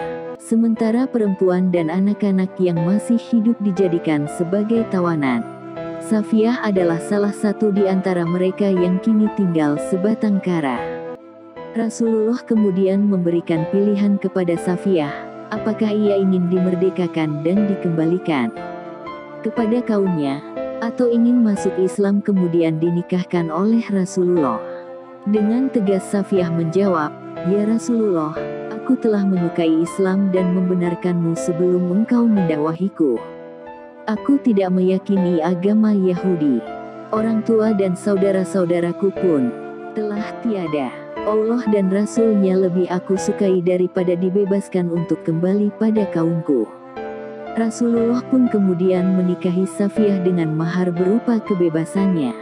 Kehadiran Safiyah sebagai istri Nabi yang merupakan keturunan Yahudi sempat menjadi alasan bagi para sahabat tidak menyukainya. Safiyah pun pernah menangis karena hal tersebut dan Rasulullah menghiburnya dengan jawaban, "Mengapa tidak kau katakan bahwa aku lebih baik dari kamu? Ayahku Harun, pamanku Musa, dan suamiku Muhammad." Menurut Al-Hafiz Abu Nuaim, Safiyah dikenal sebagai orang yang bertakwa, bersih, dan matanya selalu basah karena menangis. Ibnu Katsir juga turut menuturkan bahwa Safiyah adalah seseorang yang sangat menonjol dalam ibadah, kezuhudan, kebaikan, dan sedekah. Ia juga merupakan istri dari Rasulullah yang sangat tulus dan penuh kejujuran. Selepas kepergian Rasulullah, ia semakin menunjukkan ketakwaan kepada Allah, hingga ajal menjemputnya pada tahun 50 Hijriah atau sekitar 40 tahun setelah Rasulullah wafat. Istri Nabi yang ke-11 adalah Maria Al-Qibtiyah. Maria Al-Qibtiyah hamba yang menjadi Ummul Mukminin. Maria Al-Qibtiyah berasal dari Mesir. Maria Al-Qibtiyah adalah budak yang dinikahi oleh Nabi Muhammad. Dia satu-satunya istri Rasulullah yang berasal dari Mesir. Kedatangannya dari Mesir ke Madinah merupakan hadiah dari penguasa Mesir Mukaukis.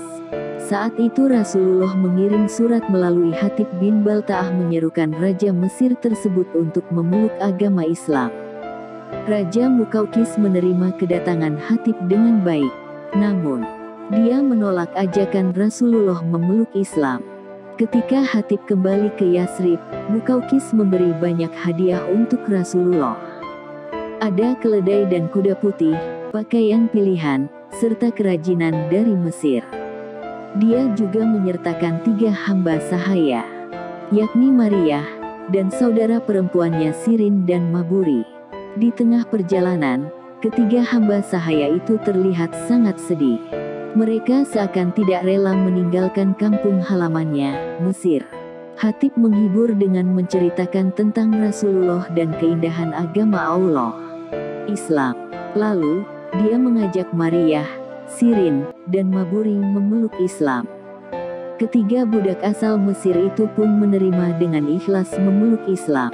Di Madinah, Rasulullah telah menerima kabar tentang penolakan dari Mukaukis. Namun, beliau tidak menduga mendapat kiriman 3 budak. Nabi mengambil Maria sebagai budaknya, dan menyerahkan Sirin kepada penyairnya, Hasan bin Sabit. Sedangkan Maburi diberikan kepada Abu Hujaifah al-Adawi. Maria berbeda dengan hamba sahaya lainnya. Diriwayatkan Maria Al-Qibtiyah dari kalangan Koptik yang memiliki kulit putih, cantik, dan ramah. Menurut Imam Al-Balaziri, sebenarnya ibunda dari Maryah adalah keturunan bangsa Romawi. Maryah mewarisi kecantikan ibunya sehingga memiliki kulit yang putih, berparas cantik, berpengetahuan luas, dan berambut ikal. Masa kecil dan remajanya dihabiskan di Mesir sehingga sedikit sekali mengetahui riwayat Maryah. Hanya diketahui nama lengkapnya Maryah binti Syamaun. Maryah Al-Qibtiyah lahir di Haf, wilayah yang berada di dataran tinggi Mesir.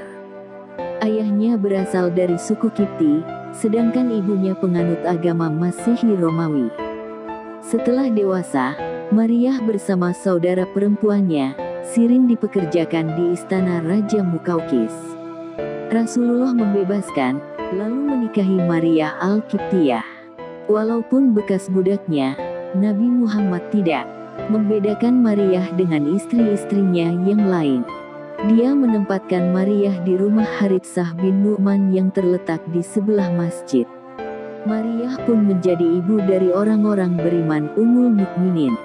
Setahun di Madinah, Allah menghendaki perempuan yang sopan dan ramah ini hamil.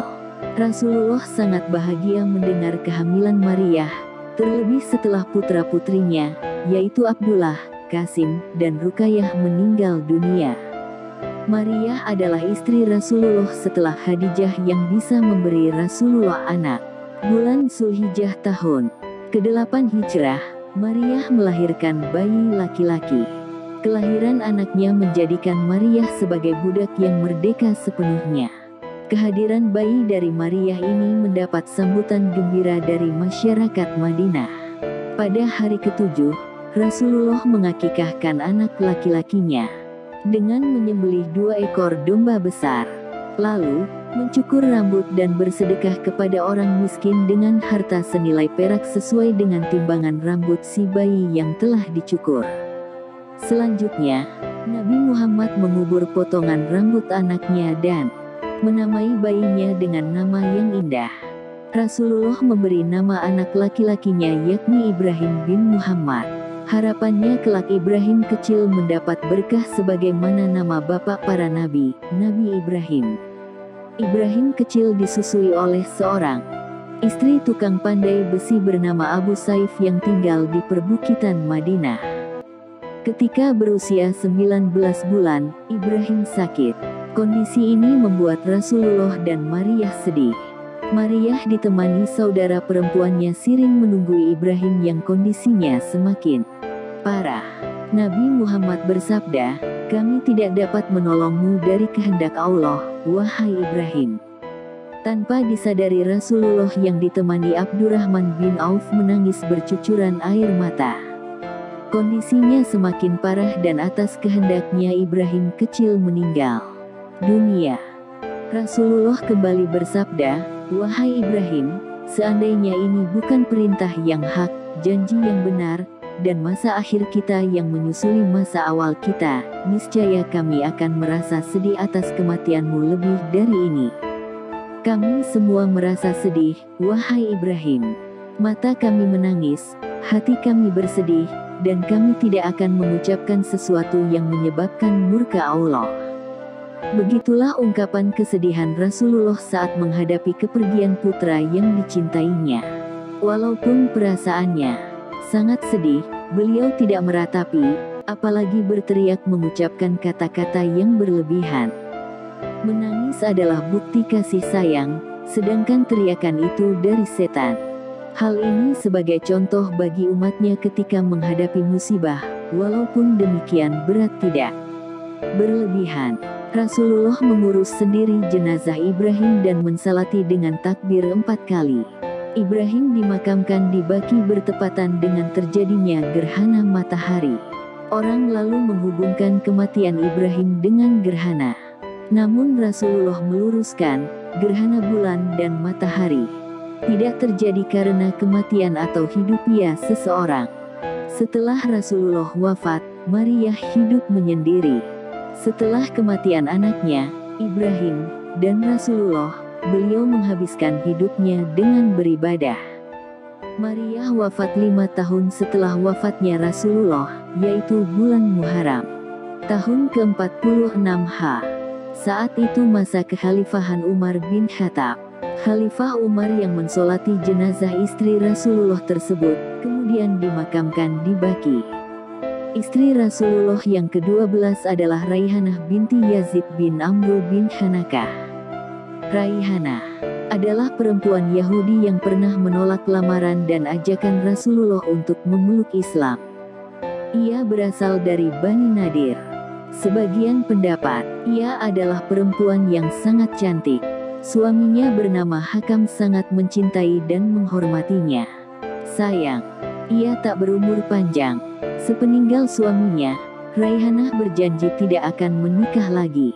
Namun, dalam perang Bani Quraisyah, Raihanah menjadi tawanan Rasulullah.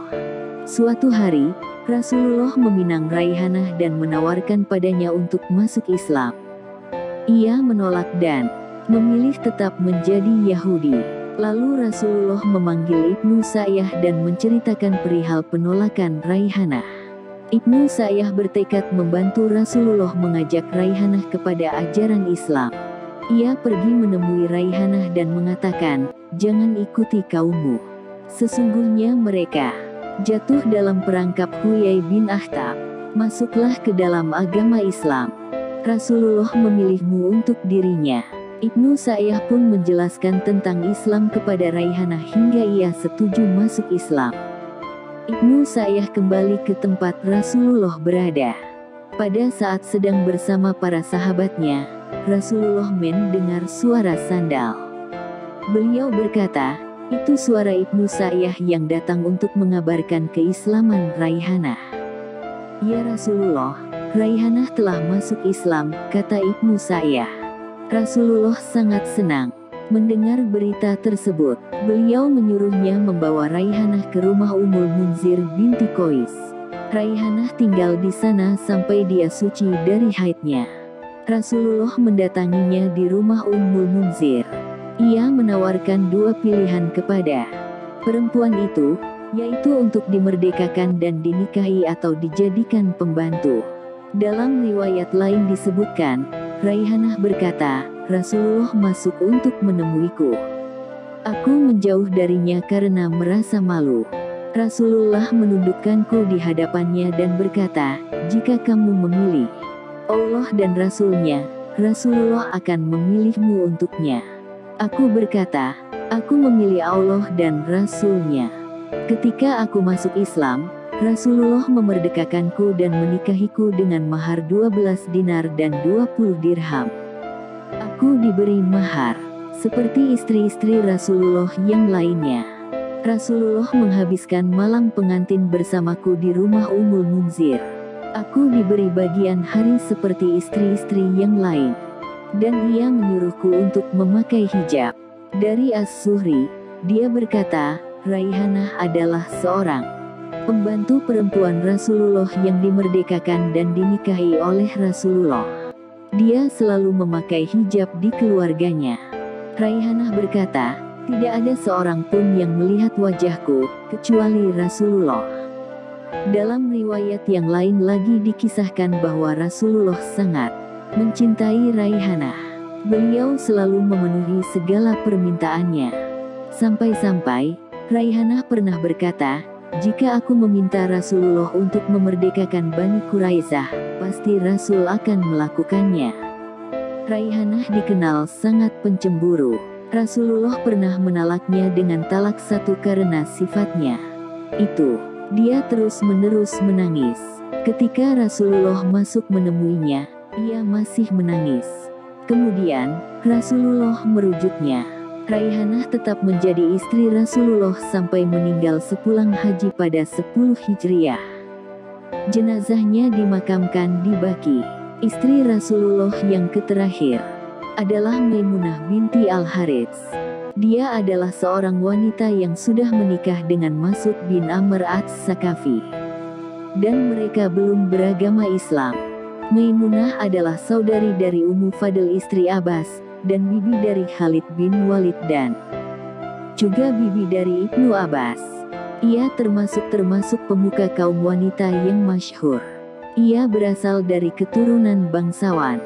Maimunah lebih memilih tinggal di rumah Ibnu Abbas dengan keyakinan akan kebenaran Islam yang masih disembunyikannya. Berita kemenangan kaum muslimin dalam perang Khaybar membuatnya Maimunah binti Harits sangat bahagia. Pada saat yang sama, suaminya, Mas'ud bin Amr as-Sakafi justru kecewa mendengar pasukan muslim meraih kemenangan. Cahaya iman telah menyinari hati Maimunah. Sedangkan sang suami masih tetap membenci dan memusuhi Rasulullah. Perbedaan keimanan dan keyakinan itu akhirnya membuat pasangan itu akhirnya bercerai. Maimunah binti Al-Harits bin Husain bin Al-Hazm bin Ruwaibah bin Abdullah bin Hilal bin Amir bin Sosa Al-Hilaliyah lebih memilih keyakinannya kepada agama yang dibawa Nabi Muhammad. Namun, ia masih menyembunyikan keimanannya itu hingga tiba saat yang tepat. Waktu pun terus berlalu. Waktu yang ditunggu Maimunah akhirnya tiba juga. Ia sangat menantikan terwujudnya perjanjian Hudaybiyah. Menurut perjanjian itu, Nabi SAW diperbolehkan memasuki kota Makkah dan tinggal di dalamnya selama 3 hari untuk menunaikan haji. Orang-orang kafir Quraisy tak boleh mengganggunya. Kaum muslimin pun memasuki kota Makkah dengan rasa aman. Kaum muslimin yang menunaikan ibadah haji mengucapkan kalimat talbiyah dengan hikmat. Labaika Allahumma labaika, labaika la syarika laka labaika, aku memenuhi panggilanmu ya Allah, aku memenuhi panggilanmu, aku memenuhi panggilanmu. Tiada sekutu bagimu. Kalimat itu menggema di seluruh penjuru kota Makkah. Menurut Mahmud Mahdi Al-Istambuli dan Mustafa Abu An-Nasr Asy-Syalabi dalam bukunya Wanita Teladan, sampai-sampai bumi tempat kaum musyrik berpijak seolah bergetar. Mereka lari, menjauh ke bukit-bukit dan gunung-gunung. Mereka tak sanggup melihat Nabi Muhammad SAW dan sahabatnya kembali ke Makkah secara terang-terangan dengan kekuatan dan keperkasaan, tutur Al-Istambuli dan Asy-Syalabi. Saat itu, di Makkah masih ada beberapa laki-laki dan wanita yang masih menyembunyikan keimanannya. Maimunah adalah salah seorang yang menunggu peristiwa itu terjadi di Makkah. Ia dengan penuh hikmat mendengar kalimat talbiyah membahana di seantero kota suci pertama bagi umat Islam itu. Kedahsyatan peristiwa haji itu telah membuatnya berani untuk membuka keislamannya. Dengan penuh keberanian, ia pun masuk Islam secara sempurna dan penuh izah kewibawaan, yang tulus agar terdengar oleh semua orang tentang keinginannya untuk masuk Islam. Maimunah mengumumkan keinginannya untuk bergabung dengan Nabi Rasulullah dan para sahabat. Ia juga mengungkapkan keinginannya untuk turut bergabung dalam rumah tangga Nabi, dengan tujuan agar jiwanya yang selalu haus akan akidah yang lurus bisa mendapat siraman langsung dari sumbernya. Maimunah pun segera menuju saudara kandungnya, Ummu Fadl dengan perasaan yang tergesa-gesa untuk menjadi salah satu dari Ummahatul Mukminin. Saudarinya kemudian membicarakan dengan suaminya Al-Abbas dan diserahkanlah urusan tersebut kepadanya. Abbas sendiri pun segera menemui Nabi SAW dan menawarkan Maimunah kepada beliau. Akhirnya, Nabi SAW menerimanya dengan mahar 400 dirham. Ketika sudah berlalu 3 hari sebagaimana yang telah ditetapkan dalam perjanjian Hudaybiyah, orang-orang Quraisy mengutus seseorang kepada Nabi SAW. Mereka mengatakan, telah habis waktumu, maka keluarlah dari kami. Maka Nabi menjawab dengan ramah, bagaimana menurut kalian jika kalian biarkan kami, sehingga aku merayakan pernikahanku di tengah-tengah kalian dan kami suguhkan makanan untuk kalian. Mereka menjawab dengan kasar, kami tidak butuh makananmu, maka keluarlah dari negeri kami. Sungguh ada rasa keheranan yang disembunyikan pada diri kaum musyrikin selama tinggalnya Nabi di Makkah, karena kedatangan Rasulullah telah meninggalkan kesan yang mendalam pada banyak jiwa. Sebagai bukti dialah Maimunah binti Al-Harits. Dia tidak hanya cukup menyatakan keislamannya, Tetapi lebih dari itu, beliau daftarkan dirinya menjadi istri Rasulullah SAW sehingga membangkitkan kemarahan mereka. Untuk berjaga-jaga, Rasulullah SAW tidak mengadakan walimatul ursi dirinya dengan Maimunah di Mekah. Beliau mengizinkan kaum muslimin berjalan menuju Madinah. Tatkala sampai di suatu tempat yang disebut Sarfan yang berjarak 10 mil dari Makkah, Nabi memulai malam pertamanya bersama Maimunah Ra. Hal itu terjadi pada bulan Syawal tahun ke-7 Hijriyah. Selanjutnya, sampailah Rasulullah bersama Maimunah di Madinah, lalu Maimunah menetap di rumah Nabi yang suci. Setelah Rasulullah wafat, tinggallah Maimunah sendirian hingga 50 tahun. Semuanya beliau jalani dengan baik dan takwa serta setia kepada suaminya. Hingga karena kesetiaannya kepada suaminya, beliau berpesan agar dimakamkan di tempat dilaksanakannya walimatul ursi dengan Rasulullah. Sahabatku, demikianlah tentang kisah para istri Rasulullah. Semoga dapat menambah khazanah ilmu pengetahuan bagi kita semua. Kisah ini dikutip dari berbagai sumber. Wassalam. Tuan Guru Haris Mulyono Aljawi.